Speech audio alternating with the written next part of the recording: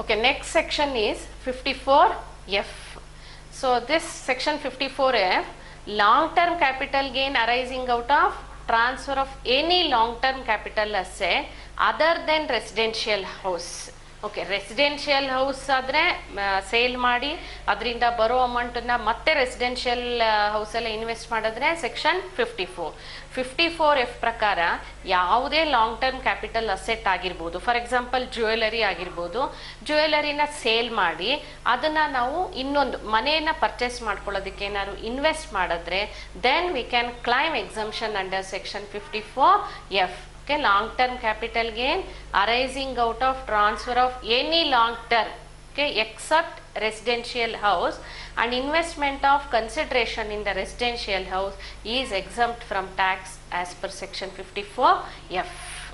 But conditions here are, assessee is either any individual or a Hindu undivided family. It is applicable only to the individual or Hindu undivided family.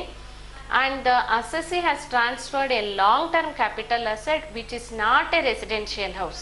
Residential house ಆಗಿರ್ಕೂಡ್ದು, ಯಾವುದೇ long term capital asset ಅದು ಆಗಿರ್ಬೋದು. So jewellery ಇರ್ಬೋದು, plant, machinery, shares, ಯಾವ್ದು ಬೇಕಾದ್ರೂ ಕೂಡ ಅದು ಆಗಿರ್ಬೋದು. Then on the date of transfer, assessee does not own more than one residential house. Okay, ಯಾವತ್ತು ಯಾವ ಕ್ಯಾಪಿಟಲ್ ಅಸೆಟ್ ಅವನ ಹತ್ರ ಇರೋದನ್ನ ಮಾರಾಟ ಮಾಡ್ತಾನೆ ಅವತ್ತಿನ ದಿನ ಅಸೆಸ್ಸಿ ಬಳಿ ಒಂದು ಮನೆ ಇರಬೇಕು. That is very important condition. Assessee does not own more than one residential house on the date of transfer of the long term capital asset. Then so ಈಗಾಗಲೇ ನಾನು ಒಂದು ಎಕ್ಸಾಂಪಲ್ ಹೇಳಿದೆ, ಜ್ಯುವೆಲರಿ ಆಗಿರ್ಬೋದು, ಶೇರ್ಸ್ ಆಗಿರ್ಬೋದು, ಒಟ್ನಲ್ಲಿ ಲಾಂಗ್ ಟರ್ಮ್ ಕ್ಯಾಪಿಟಲ್ ಅಸೆಟ್ ಆಗಿರಬೇಕು.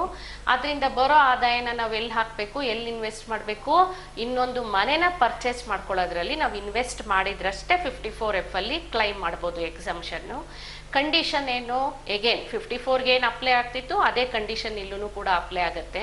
ಹಿ should purchase that residential house 1 year before or 2 years after the date of transfer, or if they want to construct then they should do so within a period of the 3 years. 1 year early ಇರ್ಬೋದು, ಅಥವಾ transfer ಆದ 2 ವರ್ಷದಲ್ಲಿ ನೀವು purchase ಮಾಡಬೇಕು. ಮನೆ construct ಮಾಡ್ತೀವಿ ಅಂತ ಹೇಳಿದ್ರೆ 3 ವರ್ಷದಲ್ಲಿ ಮಾಡಿರಬೇಕು. ಎಗೇನ್ ಕ್ವಾಂಟಮ್ ಆಫ್ ಎಕ್ಸಂಪ್ಷನ್ ಇಲ್ಲಿ ನಾವು ಫಾರ್ಮುಲಾನ ಯೂಸ್ ಮಾಡಬೇಕಾಗತ್ತೆ. ಡೈರೆಕ್ಟ್ ಆಗಿ ನಾವು ಎಕ್ಸಂಪ್ಷನ್ ಅನ್ನ ಕ್ಲೈಮ್ ಮಾಡಲ್ಲ. It is proportionate to the long term capital ಗೇನ್ಗೆ ಪ್ರಪೋರ್ಷನೇಟ್ ಆಗಿ ಒಂದು ಫಾರ್ಮುಲಾನ ಹಾಕೊಂಡು ನಾವು ಎಕ್ಸಂಪ್ಷನ್ ಇಲ್ಲಿ ಕ್ಲೈಮ್ ಮಾಡ್ತೀವಿ. ಸೊ ಅಮೌಂಟ್ ಆಫ್ ಎಕ್ಸಂಪ್ಷನ್ ಏನು ಅಂತ ಹೇಳಿದ್ರೆ, ಲಾಂಗ್ ಟರ್ಮ್ ಕ್ಯಾಪಿಟಲ್ ಗೇನ್ ಏನು ಬಂದಿರುತ್ತೆ ಆ ಅಮೌಂಟನ್ನ ಹಾಕೋಬೇಕು. That should be multiplied by cost of the new house divided by the sales consideration. ನಮ್ಮ ಕ್ಯಾಪಿಟಲ್ ಗೇನ್ ಏನು ಬಂದಿರುತ್ತೆ ಅದು, then that amount should be multiplied by the cost of new house and divided by net sales consideration. And again ತಕ್ಷಣಕ್ಕೆ purchase ಮಾಡ್ಕೊಳಕ್ಕಾಗಲಿಲ್ಲ ಅಂತ ಹೇಳಿದ್ರೆ that amount should be deposited in the capital gain account scheme of 1988.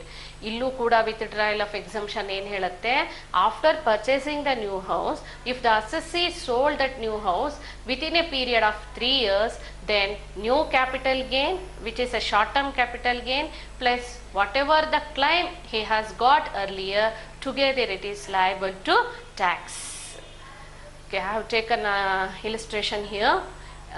Mr. A sells jewellery on June 15, 2013 for rupees 10,10,000 and cost of jewellery to Mr. A on May 25th, 1987 was 90,000. Okay, 1987 ಅಲ್ಲಿ purchase ಮಾಡಿರೋದು, 87-88 ಅಲ್ಲಿ, and brokerage pay 10,000. December 15 ನಿಮ್ಮ current previous year ಅಲ್ಲಿ he purchased another house 5 lakh. On June 15, 2013 he owns one residential house, so that condition is fulfilled.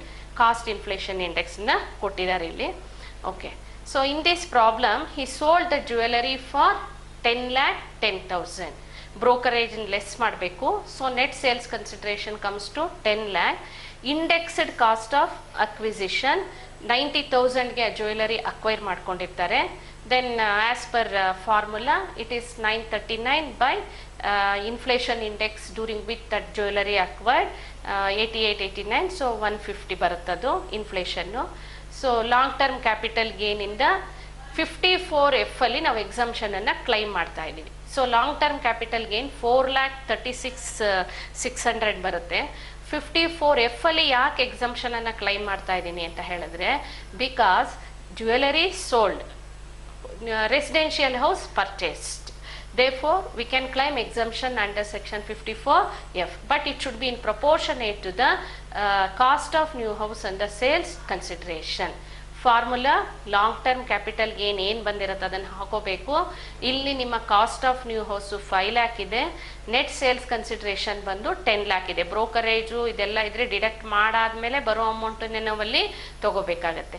So therefore here in this case entire 4,36,600 is not exempted. It is exempted proportionately. 2,18,300 is exempted. So capital gain chargeable to tax is 2,18,300. So ಇದುವರೆಗೂ ನಾವು 54, 54B, 54D, 54EC, 54F ಇಷ್ಟು section ಅದು rules regulations, how we can claim exemption under ಈ section ಅನ್ನೋದ್ರ ಬಗ್ಗೆ ನೋಡ್ಕೊಂಡು ಬಂದ್ವಿ. ಒಂದು ಲಾಸ್ಟ್ ಪ್ರಾಬ್ಲಮ್ಮು ಎಲ್ಲವೂ ಸೇರಿ ಒಟ್ಟಾರೆಯಾಗಿ ಸೇರಿ, ಇದು ನಾನು ಯಾಕಂದರೆ ನಿಮಗೆ 15 ಮಾರ್ಕ್ಸ್ಗೆ ಈ ರೀತಿ ಕೊಡಬಹುದು. So that's why I have taken this illustration. In this problem Chetan sold the following asset. ಮೆಷಿನರಿನ ಸೇಲ್ ಮಾಡ್ತಾರೆ, ದೆನ್ ಫರ್ನಿಚರ್ ಸೇಲ್ ಮಾಡ್ತಾರೆ, ಅಗ್ರಿಕಲ್ಚರ್ ಲ್ಯಾಂಡ್ ಸೇಲ್ ಮಾಡಿ ಇನ್ನೊಂದು ಪರ್ಚೇಸ್ ಮಾಡ್ತಾರೆ, ಮತ್ತು ರೆಸಿಡೆನ್ಷಿಯಲ್ ಹೌಸನ್ನು ಸೇಲ್ ಮಾಡ್ತಾರೆ, ಮತ್ತು ಒಂದು ಕಾರನ್ನು ಕೂಡ ಇಲ್ಲಿ ಸೇಲ್ ಮಾಡ್ತಾರೆ. ಸೊ ಒಟ್ಟು ಒಂದು 5 ಕ್ಯಾಪಿಟಲ್ ಅಸೆಟ್ ಇಲ್ಲಿ ಸೇಲ್ ಮಾಡ್ತಾರೆ. ಸೊ ಒಟ್ಟಾಗಿ ಹೇಗೆ ಇದನ್ನು ಕಂಪ್ಯೂಟ್ ಮಾಡೋದನ್ನ ಇಲಿಸ್ಟ್ರೇಷನ್ ಆಗಿ ತೊಗೊಂಡಿದ್ದೀನಿ ಇಲ್ಲಿ. First one is machinery. Machinery is sold for 30,000. Written down value ತೊಗೊಂಡಿದ್ದೀನಿ, ಯಾಕಂದರೆ ಪ್ರಾಬ್ಲಮಲ್ಲಿ ಅವರು ರಿಟರ್ನ್ ಡೌನ್ ವ್ಯಾಲ್ಯೂ ಕೊಟ್ಟಿದ್ದಾಗ we have to take that written down value only. So ಅಲ್ಲಿಗೆ ಅದೇನಾಗುತ್ತೆ, once we take written down value then it becomes a short term capital gain. So loss ಆಗುತ್ತೆ, ಇಲ್ಲಿ short term capital loss ಆಗುತ್ತೆ. Written down value is more than the selling amount, sales consideration. Household furniture, ಯಾವುದೇ ಅಸೆಟನ್ನು ನಾವು personal ಆಗಿ use ಮಾಡಿದ್ದು, car ಇರ್ಬೋದು, furniture ಇರ್ಬೋದು, ಈ ಥರದ್ದೇನಾದ್ರು ನಿಮ್ಮ ಪ್ರಾಬ್ಲಮಲ್ಲಿದ್ದರೆ ಅದಕ್ಕೆ ನೀವು ಕ್ಯಾಪಿಟಲ್ ಗೇನ್ನ ಕಂಡುಹಿಡಿದುಕೊಡೋದು. ರೀಸನ್ ಏನು, it is not come under the meaning of the capital asset. ಇಲ್ಲಿ ಆ ಫರ್ನಿಚರ್ನ ಹೌಸ್ ಹೋಲ್ಡ್ ಪರ್ಪಸ್ಗೆ ಯೂಸ್ ಮಾಡ್ತಿದ್ದಾರೆ, therefore it is not a capital asset. ಮತ್ತು ಅಗ್ರಿಕಲ್ಚರಲ್ ಲ್ಯಾಂಡನ್ನು ಸೇಲ್ ಮಾಡಿದ್ದಾರೆ, ಎಗೇನ್ ಇಂಡೆಕ್ಸ್ ಕಾಸ್ಟನ್ನು ಕಂಡುಹಿಡ್ಕೊಳ್ಳೋದು. ಲಾಂಗ್ ಟರ್ಮ್ ಕ್ಯಾಪಿಟಲ್ ಗೇನ್ ನಮಗಲ್ಲಿ ಎಷ್ಟು ಬಂದಿದೆ, 1,19,150. ಬಟ್ ಇಲ್ಲಿ ಅದನ್ನು ಫರ್ದರ್ ಇನ್ವೆಸ್ಟ್ಮೆಂಟ್ ಏನು ಮಾಡಿಲ್ಲ, ಸೊ ಹಾಗಾಗಿ ಅಲ್ಲಿಗೆ ನಾವು ಸ್ಟಾಪ್ ಮಾಡಬೇಕು.